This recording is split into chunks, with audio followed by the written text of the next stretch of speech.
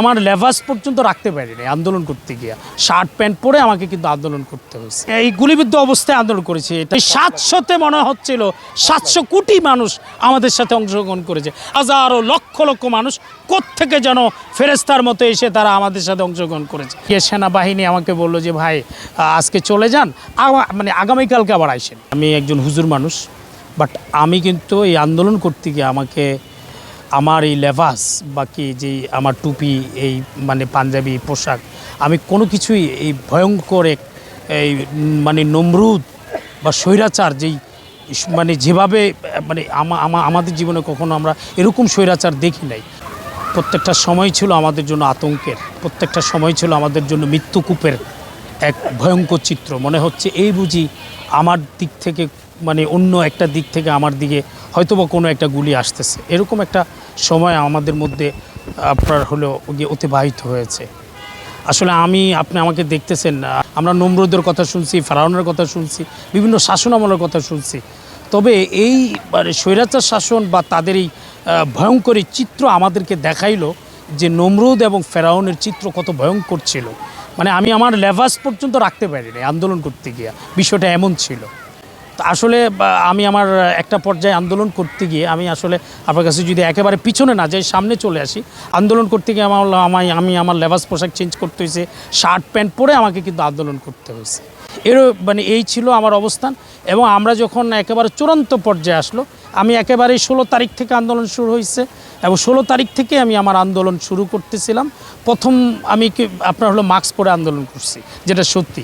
এরপরে কিছুদিন মানে পরে যখন আন্দোলন একেবারেই তুঙ্গে, মানুষ যখন রাজপথে একেবারে জোয়ান, যুবক, বয়োবৃদ্ধ, ছেলে, মেয়ে, পুরুষ সবাই যখন একেবারে রাজপথে নামা শুরু করে দিয়েছে, তখন আমি আসলে চিন্তা করলাম না, আমি এবার মানে নিজেকে একেবারেই আপনার আন্দোলনের জন্য প্রস্তুত করলাম। তখন আমি প্যান্ট শার্ট পরে আন্দোলন শুরু করি। এর মধ্যে আমি মানে একাধিকবার গুলিবিদ্ধ হই। তো একেবারে আন্দোলনের আগের দিন যদি আমি 4 তারিখ আপনাকে বলি, 4 তারিখ রাতে আমি কিন্তু শাহবাগে ছিলাম। এরপর আমি শহীদ মিনারে যাই, সেখানে আপনার গিয়ে সেনাবাহিনী আমাকে বললো যে ভাই আজকে চলে যান, মানে আগামীকালকে আবার আইসেন। তখন এই সেনাবাহিনীর এই কথায় আমি কিছুটা মানে শক্তি সঞ্চয় হলো আমার ভিতরে একটা সাহস হলো যে না, আমার দেশের গৌরবের সেনাবাহিনী যেহেতু আমাকে বলছে যে আগামীকালকে আসার জন্য, তার মানে আমি একটা পজিটিভ সিগন্যাল পেলাম। আমি রাতে 3:30 বাজে আবার উত্তরায় ঢুকে আমি আমার বাসায় যাই না, সারা রাস্তায় ছিলাম। এর মধ্যে কিছু সময় মসজিদে আমি আজান যখন দিল, আপনার হলো মসজিদে প্রবেশ করি, সেটা হলো 7 নম্বর মসজিদে।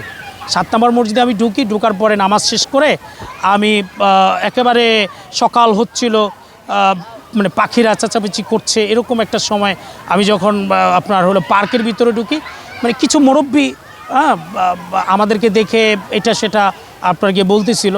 তো এর মধ্যে ছেলেপেলেরা আস্তে আস্তে করে জড়ো হচ্ছিল। বসুন্ধরা ডায়াপেন্ট এখন আরও উন্নত। এই hot air through top sheet দ্রুত শোষণ করে সোনামণিকে দেয় কোমল অনুভূতি। তো এর মধ্যে আমার আপনার গিয়ে পরিচিত একজন ছাত্র ভাই, ওর নাম হলো সাকিব, ওকে আমি একেবারে খুব কাছে থেকে দেখেছি। আমরা 14 জন, আমাদেরকে ওরা এক ধরনের শপথ করালো যে ভাই আজকের মিছিল যে কোনো মূল্যে আমাদেরকে মানে বিএনএস ক্রস করাইতে হবে। তা আমরা চিন্তা করলাম ভাই বিএনএস ক্রস করতে গেলে আমরা দেখলাম যে সেনাবাহিনীর যে চিত্র, যেভাবে একেবারে ব্যারিকেড দিয়ে যেভাবে আটকানো হয়েছে, সেখানে আমরা কিভাবে ভেদ করে আমরা ঢাকায় ঢুকবো।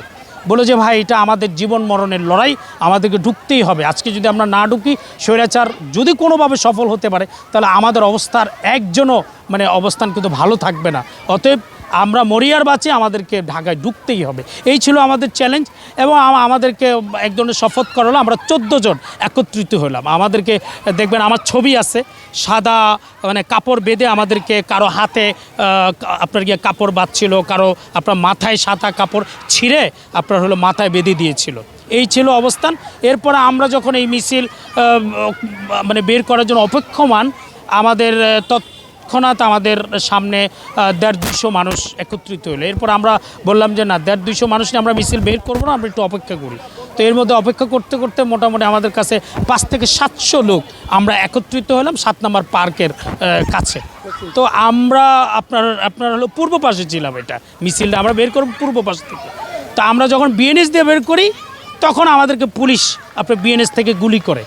তখন চিন্তা করলাম বিএনএস থেকে না বাইরে আমরা যদি আজমপুর দিয়ে একটু আগে দিয়ে যদি অগ্রসর হইতে মানে সেটা কেমন হয়। আমরা আবার আজমপুর দিয়ে বের হইতে নিচ্ছি, তো সেখান থেকে আজমপুর থেকে আবার আমাদের দিকে গুলি করছে পুলিশ, সেনাবাহিনী কিন্তু গুলি করে নাই। তখন আমরা আবার চিন্তা করলাম যে না, সে আমাদের এই মানে বিএনএস এবং আজমপুর দিয়ে যদি আমরা মিছিলটা বের করি, সেই ক্ষেত্রে যদি পুলিশ আমাদেরকে আক্রমণ করে, আমাদের ভাইরা এই ছাত্র এবং মানে আমাদের ছাত্রী যারা আছেন, আপমর জনতা, রিক্সা মানে রিক্সা চালক, মানে সব শ্রেণীর মানুষই তো আমাদের সাথে আন্দোলনে মানে অংশগ্রহণ করেছেন। তো আমরা চিন্তা করলাম এই এতগুলো মানুষ, এই অল্প মানুষ নিয়ে যদি আমরা মানে বিএনএস বা আজমপুর দিয়ে যদি আমরা বের হই, হয়তো বা আমরা এক্সিট পাবো না।